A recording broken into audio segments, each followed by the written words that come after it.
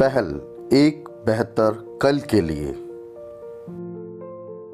क्या एक घर सिर्फ 4 दीवारों का नाम है, या फिर ये वो जगह है जहां एक परिवार सुरक्षित, आरामदायक और स्वस्थ जीवन जीता है? बापरोला की इस कॉलोनी में घर शब्द अपनी असली पहचान खो चुका है।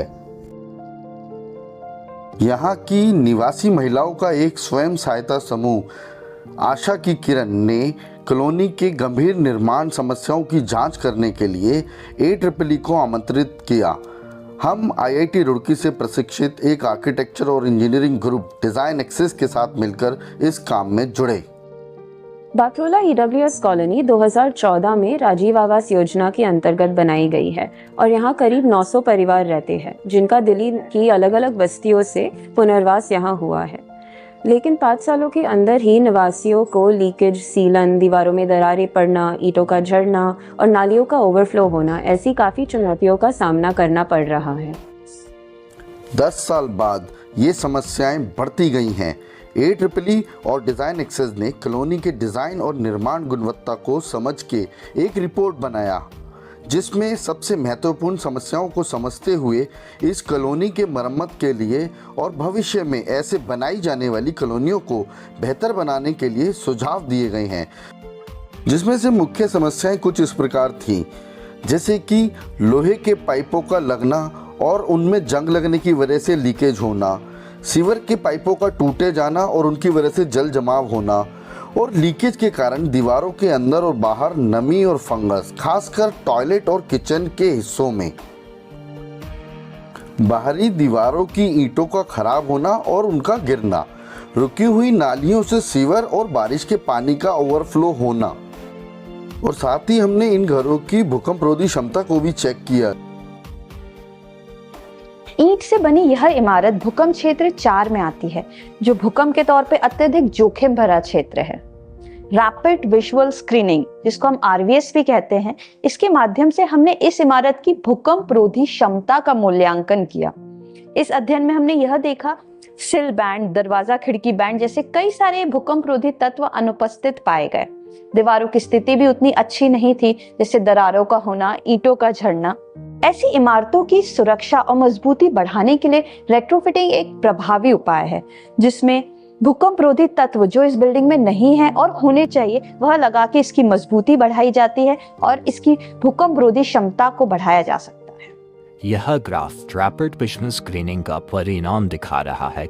यह दिखा रहा है कि इमारत का कौन सा घटक इमारत में कमजोरी, जोखिम पैदा कर रहा है, जैसे दीवारों की स्थिति, दरारों का होना, कॉलम बीम की अनुपस्थिति आदि। इन सब समस्याओं को सुलझाने के लिए घर, इमारत और कॉलोनी स्तर पर मरम्मत की ज़रूरत है।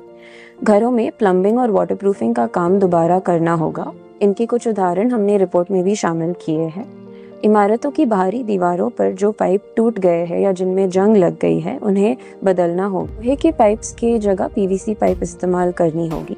जो ईंटें टूट गई है या खराब हो गई है, उन्हें ठीक करना होगा या बदलना होगा और उन पर प्लास्टर करना होगा।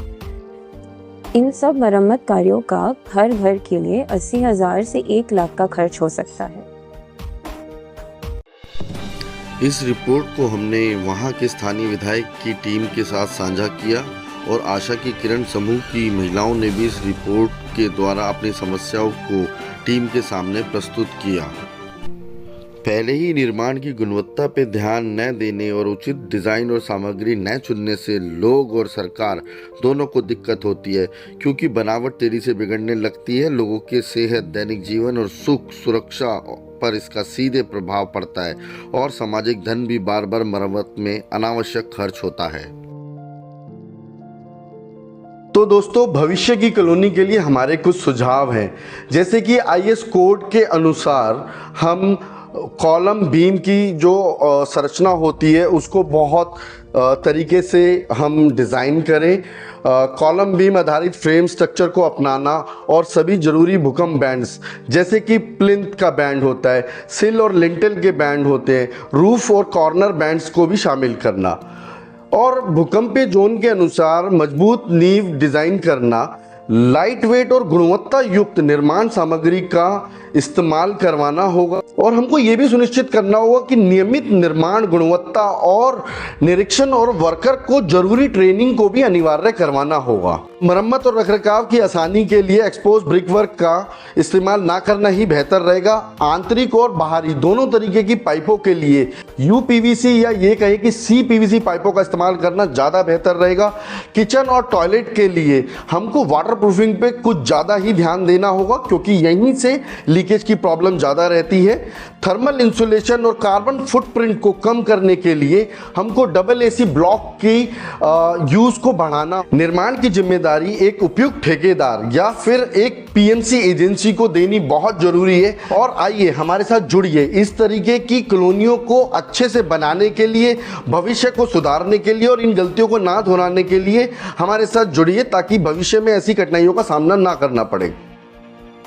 निर्माण की गुणवत्ता में सुधार करना, घर में रहने वालों को सुरक्षित और स्वस्थ वातावरण प्रदान करना और विशेष रूप से समाज के आर्थिक रूप से कमजोर वर्ग के लिए आपदा और गर्मी प्रतिरोधी आवास उपलब्ध कराना हमारे देश के समग्र विकास की नींव है। यह आवश्यक है कि हर नागरिक को गरिमापूर्ण, सुरक्षित और जलवायु सहनशील आवास का अधिकार मिले।